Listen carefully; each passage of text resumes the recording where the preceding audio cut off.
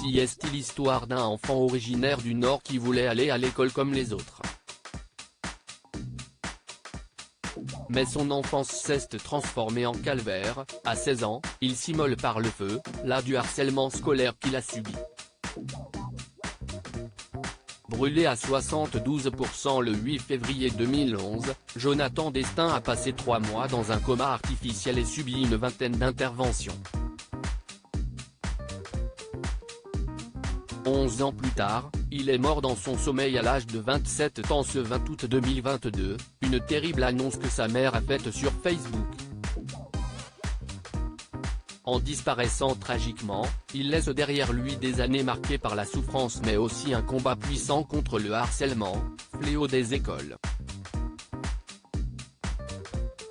Après avoir survécu à son terrible geste, le fait de s'immoler pour en finir, Jonathan Destin a décidé d'écrire un livre, paru en 2013, Condamné à me tuer.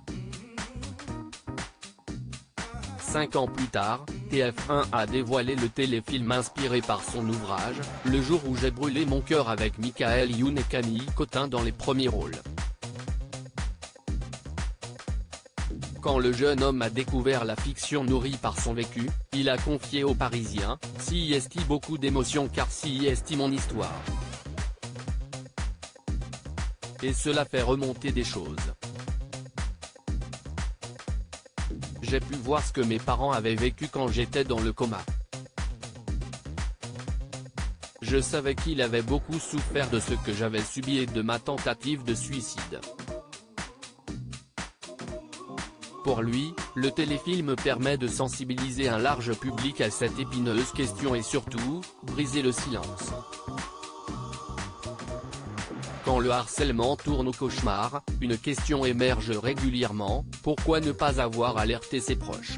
Jonathan Destin avait expliqué aux Parisiens ses difficultés, « Je n'ai jamais osé car j'avais honte de ce que je vivais à l'école. Surtout par rapport à mon père, c'est quelqu'un de fort et il ne se serait pas laissé faire. Durant ma 4e, j'ai perdu énormément de poids, 15 kg en 2 mois, quand j'ai commencé à être racketté. Je ne mangeais plus que le matin. C'était un appel à l'aide. S'il a reçu l'aide de ses sœurs, cela n'a pas permis d'arrêter le harcèlement qui s'était transformé en racket quand il est allé dans un collège privé.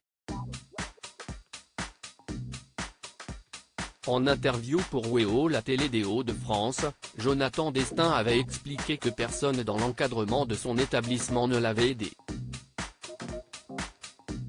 Quand il en a parlé à un professeur, ce dernier lui avait alors répondu « Ils font ça pour s'amuser ». Le jeune homme a dû ainsi accepter qu'on puisse la taper pour s'amuser.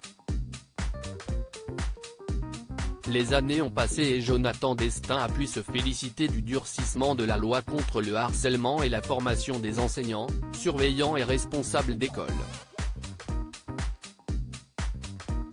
Le leader du groupe Indochine, Nicolas Sirkis, lui a rendu un émouvant hommage à la suite de l'annonce de son décès. Jonathan toujours à tes côtés éternellement, a écrit le chanteur sur Instagram.